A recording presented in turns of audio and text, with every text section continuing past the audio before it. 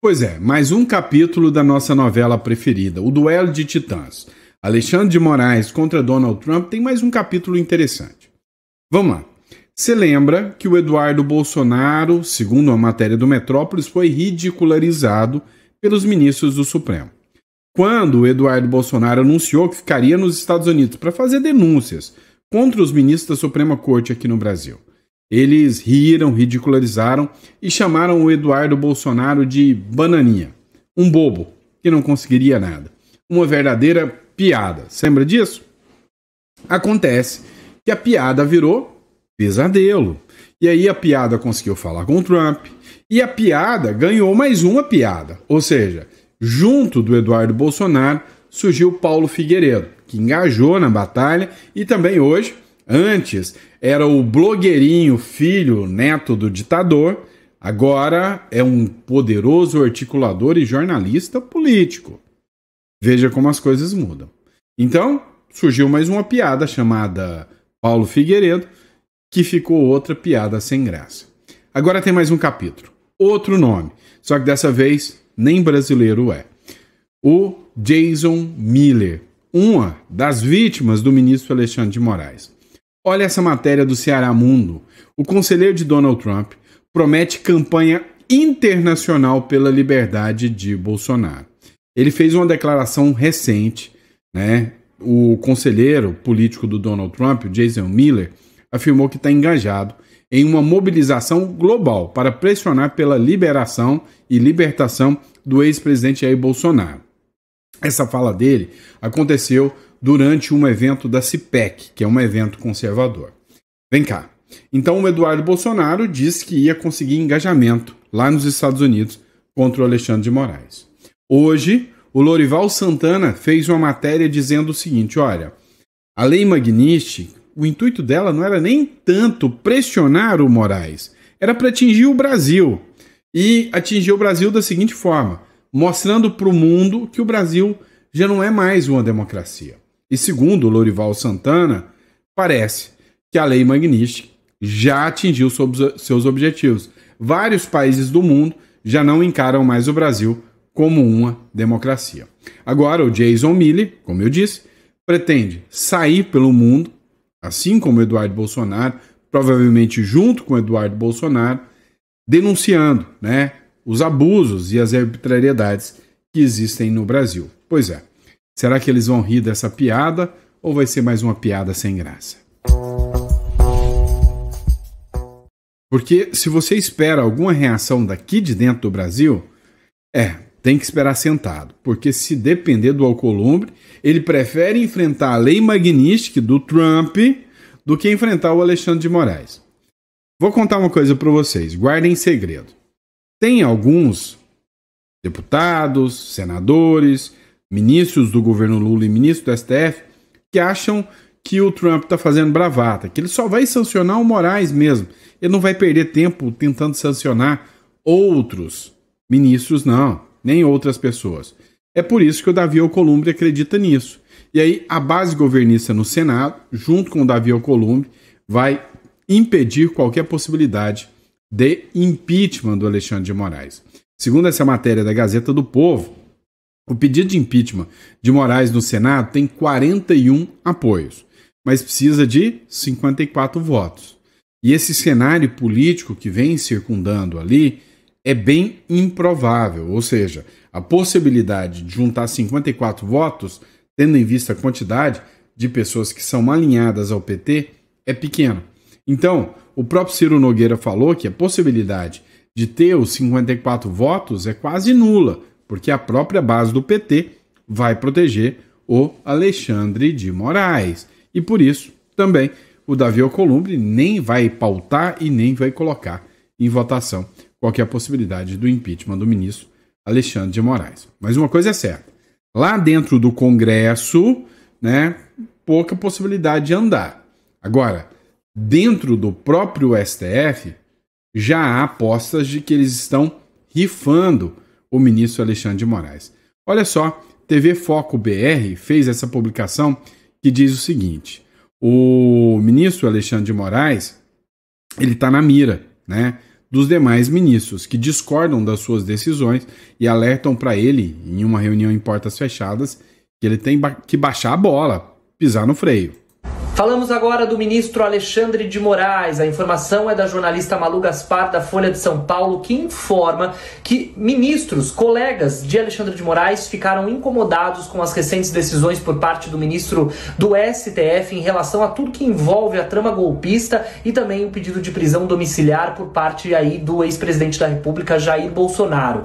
A informação que chega, pessoal, que surpreende, é que pelo menos 2 ministros, o Gilmar Mendes e Luiz Roberto Barroso, tiveram conversas reservadas com Alexandre de Moraes para demonstrar um certo descontentamento, de acordo com a jornalista, na forma como Bolsonaro decidiu e tomou essa decisão, ou seja, pela prisão de Jair Bolsonaro, a prisão ainda que domiciliar nesse momento, porque eles falaram que o Alexandre de Moraes não consultou outros colegas da corte, bem como também não levou o caso para a Procuradoria-Geral da República. Tudo isso provocou ali um certo incômodo por parte de colegas. Outros colegas, de acordo com Malu Gaspar, da Folha de São Paulo, também teriam ficado incomodados com a forma como se sucedeu as últimas decisões de Alexandre de Moraes, bem como suas consequências, mas não teriam tido coragem suficiente para... Coragem não é a palavra, mas não tiveram ali uma abertura suficiente para falar sobre isso, até porque entendem que Alexandre de Moraes não reage bem diante de pressão. Vale destacar que a jornalista ainda traz a informação que Moraes ouviu ali tudo que estava sendo relatado, mas diz que não pretende recuar. Comenta aqui embaixo. Pois é, pessoal, mérito aqui, tá, da TV Foco. Olha só, a grande questão é que a empáfia fica latente na própria matéria, né? Ou seja, não gosta que seja incomodado, não reage bem sob pressão. A impressão que dá é que os demais ministros do Supremo têm até medo do ministro Alexandre de Moraes. E se até os ministros têm medo, e o povo então? Mas parece, só parece, o povo está começando a tomar coragem. Depois da Lei Magnitsky, muita gente começou a ter coragem. Matéria do Centro do Poder, lá na Câmara Municipal do Rio de Janeiro, manifestantes fizeram um belo de um Fora Moraes, lá nas arquibancadas da Câmara de Vereadores do Rio de Janeiro. Dá uma olhada.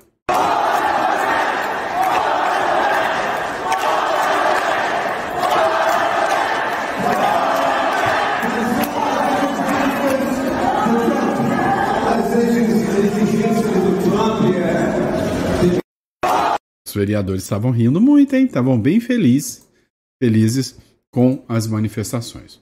Agora, uma coisa é certa. Eles sentiram muito a pressão. Sentiram tanto que o ministro do Supremo, Gilmar Mendes, acaba de dar uma entrevista. Nitidamente abalado em sua entrevista.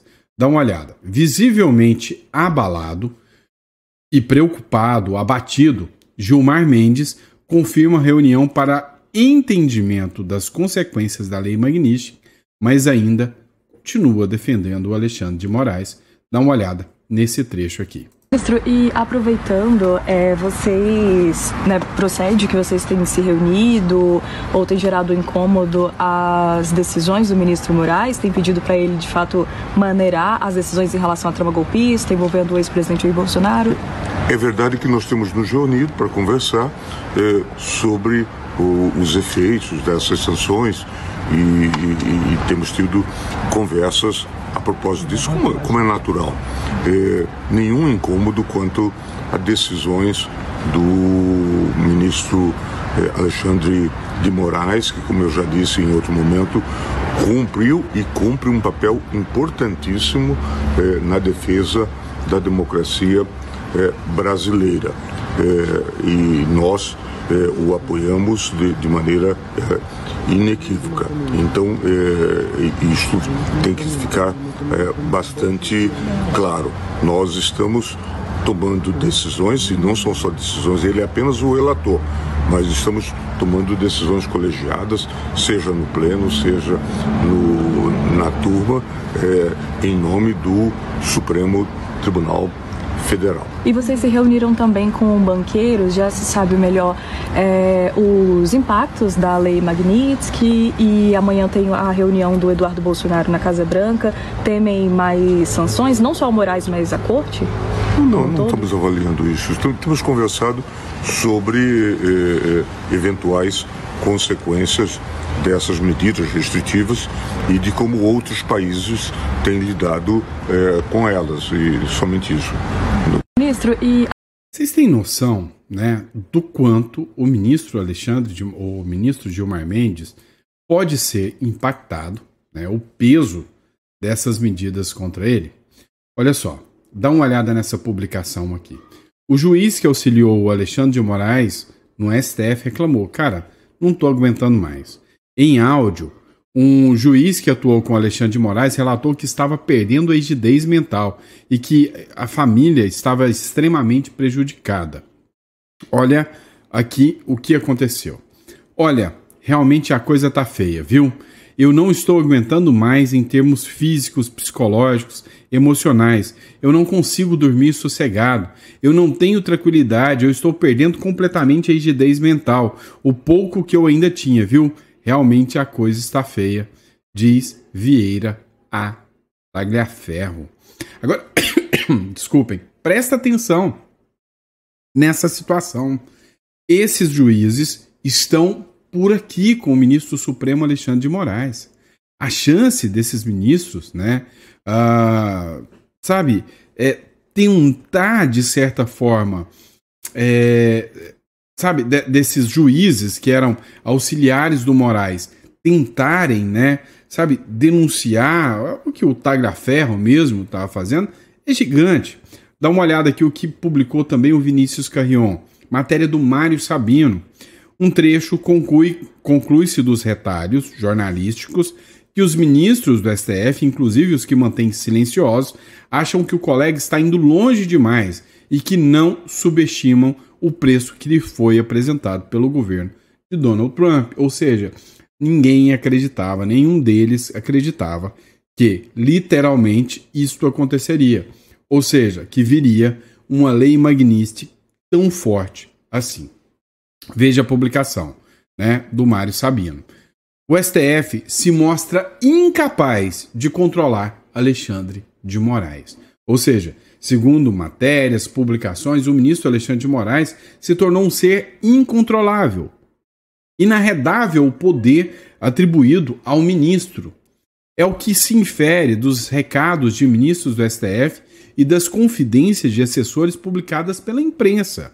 Ouviram que todo mundo já sabia, pelo menos os ministros iludidos com a própria onipotência, que os bancos brasileiros não teriam como desobedecer a legislação extraterritorial americana, sob pena de serem alijados do sistema financeiro internacional.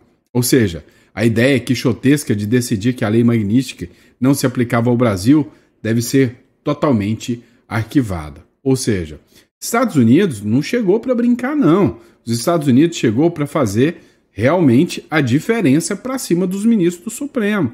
E aí, este é um dos grandes problemas, né, que os ministros não estão acostumados, né, a enfrentar inimigos tão poderosos como esses. Vamos lá. Agora a gente vai falar de uma matéria do Metrópolis aqui também. Olha só, o líder do PL, o Sóstenes Cavalcante, foca no fim do foro privilegiado e diz que o PL da anistia foi adiado. Novidade para ninguém, né? Basta uma pressãozinha dos ministros do Supremo que a anistia vai por água abaixo. Mas dizem agora que tem uma nova meta, que é o fim do foro privilegiado, e eu já digo para vocês, ainda que o fim do foro privilegiado comece a andar, acho dificílimo os ministros do Supremo aceitarem. O líder do PL na Câmara dos Deputados, o Sóstenes Cavalcante, declarou nesta terça-feira que o foco da oposição é pautar a proposta de emenda à Constituição fim do foro privilegiado. Segundo ele, que se reuniu com o presidente da Casa Baixa, que é o Hugo Mota, e há um acordo feito para avançar com a proposta. Esses acordos aí, ninguém acredita mais, né? Tem que ser muito burro para continuar acreditando, né? E não dá para saber se a oposição está começando a jogar o mau caratismo em cima do povo, fazendo o povo de bobo com esses acordos que não resolvem nada, ou se eles estão iludidos. E você ficou bravo com o que eu falei agora, né? Mas sim, disseram, olha, vamos apostar no Hugo Mota. O Hugo Mota é bonzinho. Beleza. Dá um voto de confiança pro cara. Tentaram. Depois vem o discursinho de, olha lá, agora nós vamos fazer aqui uma paralisação. O Hugo Mota chegou e falou que vai pautar a anistia. Temos um acordo. Era mentira. Agora vem e fala de novo, agora tem um acordo pro fim do foro privilegiado. Vamos ver, né? Se cumpre acordo. Mas acreditar em acordo do Hugo Mota, aí, né? É brincadeira, né? Não dá para acreditar nisso, não. Mas vamos falar de uma matéria importante aqui, interessante também. Dá uma olhada nessa matéria do Metrópolis Política aqui. Moraes autoriza deputados do PL a visitarem Daniel Silveira na prisão. Você deve ter acompanhado o caso do Daniel Silveira comigo. O advogado do Daniel Silveira falou em risco de morte do Daniel Silveira, que ele estava dando febre, ficou incomunicável. Tem um pedido do próprio diretor do presídio dizendo que lá não tem condições mínimas do Daniel Silveira se recuperar, e mesmo assim o ministro Alexandre de Moraes tinha recusado, né, a prisão humanitária para o Daniel Silveira, né? O ministro do Supremo Tribunal Federal, Alexandre de Moraes, autorizou nesta terça-feira que o líder do PL, o Sóstenes Cavalcante, visite o ex-deputado Daniel Silveira na prisão, até para poder ver como é que ele está. Silveira, que está preso na colônia agrícola Marco Aurélio Vergas Tavares, na Ceapã, na região serrana do Rio de Janeiro, também poderá receber as visitas dos deputados federais Cabo Gilberto e Capitão Walden. Os encontros ainda deverão ser agendados com a Secretaria Penitenciária do Estado e deverão ser previamente comunicados ao Supremo Tribunal Federal, mas ainda permanece preso. Permanece ainda preso. Vamos mudar de assunto. Outro ponto interessante que a gente precisa falar. Aqui existia, na região da América Latina, na região da América do Sul, aqui, aquilo que estavam chamando de a Onda Rosa. A Onda Rosa era um avanço absurdo, extremamente alto da esquerda aqui na região. Acontece que isso começou a se romper. As fronteiras estão se rompendo. Tivemos aqui presidente do Equador, de direita, presidente do Paraguai. Agora tivemos o presidente da Argentina, que está servindo como uma referência para toda a região. Agora, alguns lugares estão mais interessantes. Pensa comigo na Bolívia, um lugar historicamente dominado pela esquerda. E aí, isso aqui é interessante. Dá uma olhada. A Bolívia terá, escuta o que eu estou te falando, não é pode ter, terá um candidato de direita, porque a Bolívia está por aqui com a esquerda. Escuta, matéria da Rádio Bandeirantes. 17, a Bolívia vai às urnas e 2 candidatos da direita lideram as pesquisas. Um é o empresário Samuel Medina e o outro o ex-presidente Jorge Quiroga. É a primeira vez em 20 anos que não há candidatos da esquerda liderando as pesquisas e que não devem ir para o segundo turno das eleições bolivianas. Lembrando que Evo Morales não pode concorrer ao pleito por decisão judicial que limitou a 2, né, o número de mandatos presidenciais. A Bolívia passa por uma grave crise econômica causada por políticas intervencionistas e populistas. Há escassez de alimentos, combustível, falta de dólares para importações. O atual presidente Luiz Arce esgotou as reservas internacionais de dólares para sustentar políticas subsidiadas. Mesmo assim, a inflação no país é a mais elevada desde 2008, ficando em 25%. Arce, que é de um partido de esquerda, vinha importando gasolina, diesel e trigo pagos em dólar e vendendo no mercado interno a preços subsidiados. Agora que a divisa acabou, faltam produtos e longas filas em mercados e postos se tornaram constantes em todo o país. La Paz também não investiu para viabilizar a exploração de seus recursos naturais, como lítio, gás e petróleo.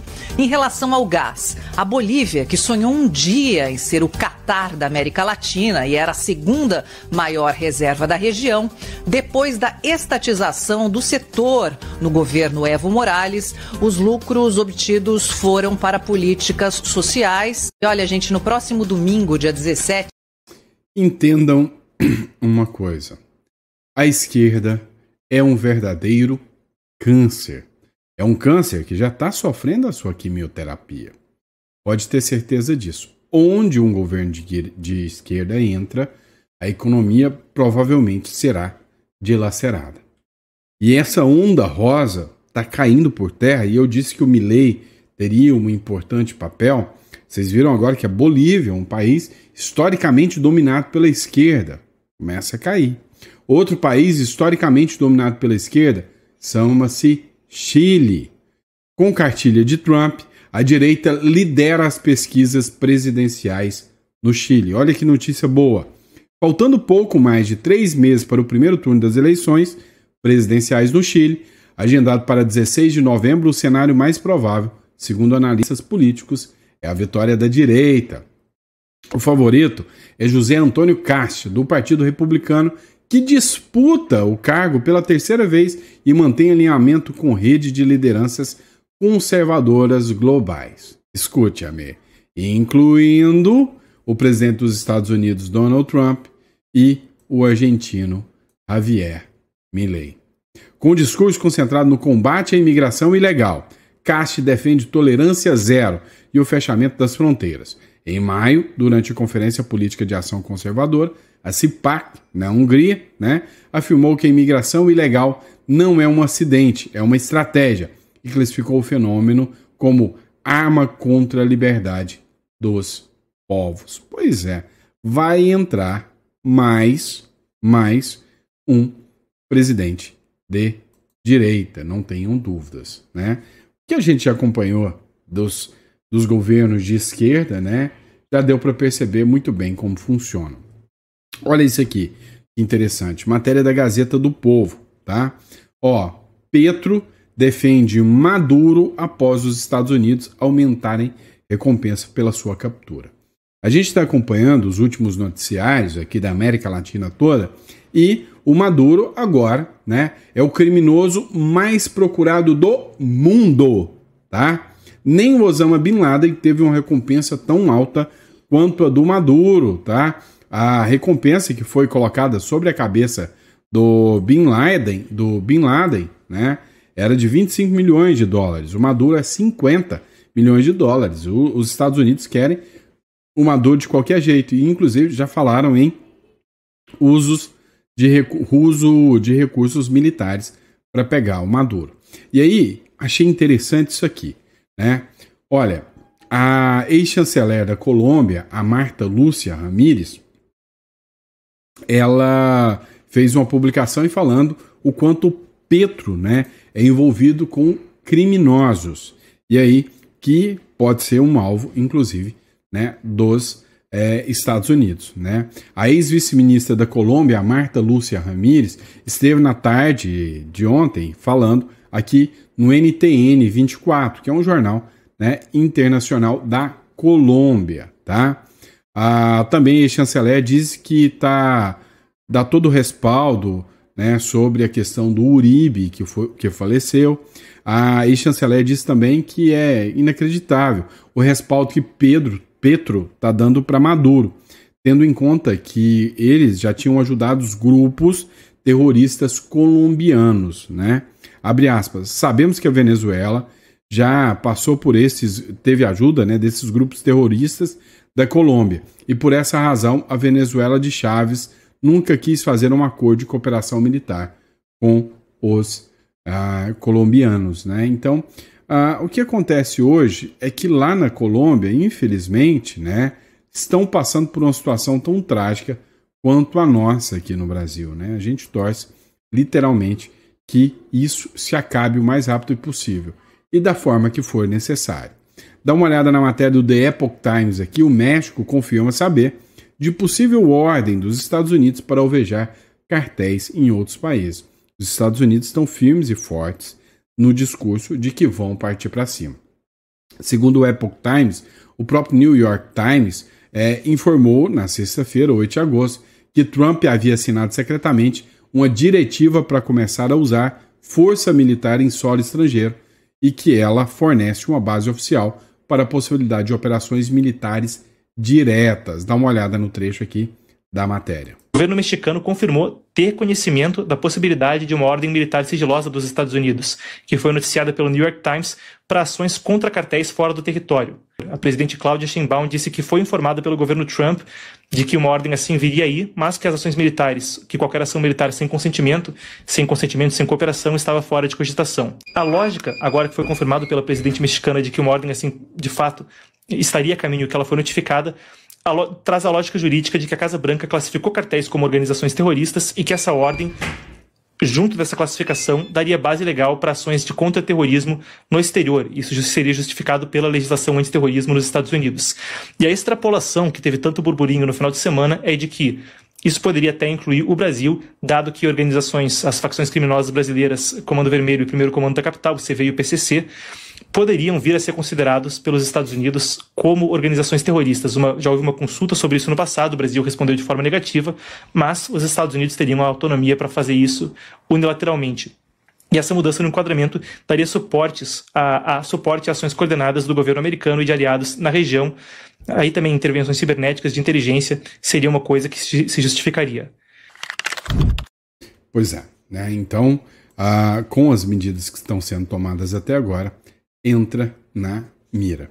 E o Donald Trump realmente mostrou que não está para brincadeira, né? Decretou lá nos Estados Unidos a intervenção federal, a gente já falou sobre isso, mas segundo o próprio jornal O Globo, né, as tropas militares da Guarda Nacional começam a chegar em Washington. E aí eles já começam a chegar, a desembarcar. A medida, né, que foi anunciada pelos americanos, justamente, é que agora toda a Guarda Nacional começa a tomar conta da segurança de Washington, né? E a ideia é combater grupos do crime organizado, inclusive, né, o Cartel de Solis e também o Trem de Aragua, venezuelanos, que tomaram conta ali, né, da violência, né, do tráfico de drogas ali na região de Washington. E aí o Donald Trump citou algumas matérias, inclusive citou o Brasil, citou a capital brasileira, Brasília, né? Diz que Brasília tem índices de violência altíssimos. Eu não sei se ele só observou no Congresso, né? Mas assim, o Ibanez Rocha não gostou nada disso. Mandou uma carta, a resposta à embaixada, dizendo que o Donald Trump tá doido, que a informação não é bem essa, que Brasília não é uma capital violenta de forma alguma. Já lá nos Estados Unidos, o Donald Trump, né, ele tem uma estratégia, ele sabe que grande parte, né, da onda rosa que acontecia aqui na América do Sul, grande parte do fomento, né, da existência da esquerda aqui, se dá pelos cartéis, pelo narcotráfico, pelo narco-estado. A maioria dos governos de esquerda, infelizmente, a gente sabe que dependem muito da grana, né, de guerrilhas, de narcotraficantes para bancar esses governos. Ou você esqueceu da história do Hugo Carvajal, que está nos Estados Unidos hoje e prometeu fazer uma delação premiada sobre vários e vários partidos que receberam grana do crime organizado para fomentar, implementar e impulsionar a esquerda. Sem contar também, né, dinheiro que vem, né, de lugares não tão ortodoxos, né? Também a gente não pode esquecer a boa e velha USAID, né? O USAID, que é uma agência americana que foi utilizada justamente para mandar a grana do pagador de impostos americano para fomentar a esquerda no mundo. Ou seja, O Donald Trump entendeu o seguinte: para combater o inimigo, follow the money. Se você não quer a esquerda tomando conta do Brasil, aqui da América Latina toda, combata o crime organizado, follow the money. Pegou, tirou a fonte de financiamento desses grupos, né, radicais, acabou o problema. Acabou o problema. E o Donald Trump já entendeu essa situação. Pode ter certeza disso, tá bom? E é isso, pessoal. Muito obrigado pela confiança, pela credibilidade. Lembrando você, olha, se você precisa entender um pouco mais sobre a holding, offshore, como isso funciona, como isso pode proteger o seu patrimônio, clica aqui na descrição. Nosso escritório está totalmente à disposição para agendar uma consulta para você. Ou se o seu interesse também é ter uma segunda opção, um plano B, converse conosco, tá? Também o Uruguai é uma ótima opção, tá bom? Entre em contato e a gente vai ter o maior prazer em estar te ajudando. Grande abraço e eu vejo vocês amanhã de manhã.